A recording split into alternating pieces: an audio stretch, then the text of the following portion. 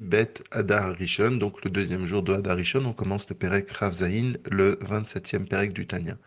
Dans le Perek précédent, on a expliqué que la tristesse n'est pas un moyen de pouvoir servir à Kadosh Baruch Hu. C'est pas parce qu'on est triste d'avoir fait des avérotes que l'on peut progresser. Pour cela, qu'est-ce qu'il faut faire? Il faut avoir un temps bien précis dans lequel on va faire un Cheshbon Nefesh, on va faire un compte, et puis on doit passer à la simcha. On doit être tout le temps joyeux. Ce temps de Cheshbon Nefesh, il doit être vraiment limité et il doit être à un moment précis, certainement pas pendant qu'on est en train de faire une mitzvah, ni pendant qu'on est en train d'avancer dans la journée. Aujourd'hui, Rabbi Shlomo Zalman va nous parler d'une autre forme de tristesse. Une tristesse pas parce que quelqu'un il a fait une avéra, mais parce que ça lui vient des mauvaises pensées, des plaisirs, des envies de plaisir, etc. Donc il tombe pas dans l'avéra, mais en fait c'est sa situation. Il sent qu'il progresse pas, il sent qu'il n'avance pas. Il voit qu'il fait Torah et mitzvot, qu'il fait des mitzvot et qu'il avance dans le concret, mais il a toujours cette envie malheureusement qui est en lui, ces mauvaises pensées qui sont en lui, de tout type. Et là, Rabbi Shlomo Zalman nous dit qu'on pourrait tomber dans la tristesse parce qu'on sent que finalement, il n'y a rien qui progresse dans notre service d'Hachem.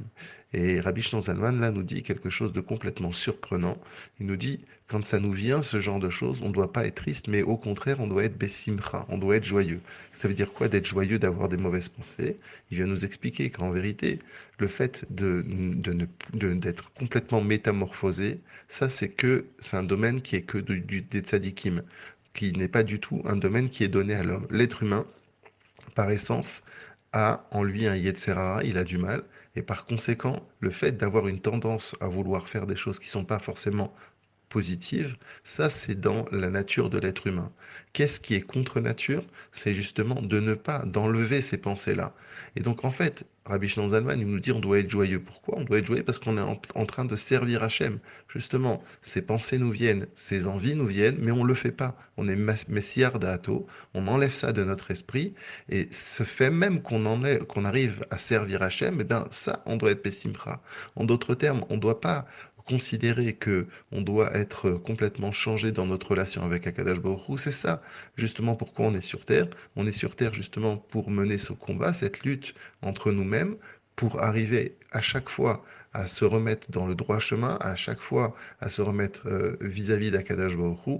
Et ça doit nous rendre joyeux parce que c'est ça le travail. C'est comme si on a une feuille blanche et on l'écrit chaque jour. Et on ne doit pas être triste que cette feuille, on doit la réécrire parce que c'est justement pour ça qu'Akadosh Baruch Hu, il nous a mis sur terre. Et c'est ça, justement, le rôle d'un être humain. Et c'est pour ça qu'Akadosh Baruch Hu, lui, quand nous, on fait ça, il est très joyeux. Donc, par conséquent, de nous-mêmes, on doit être vraiment bessimcha, d'être dans le service d'Hachem.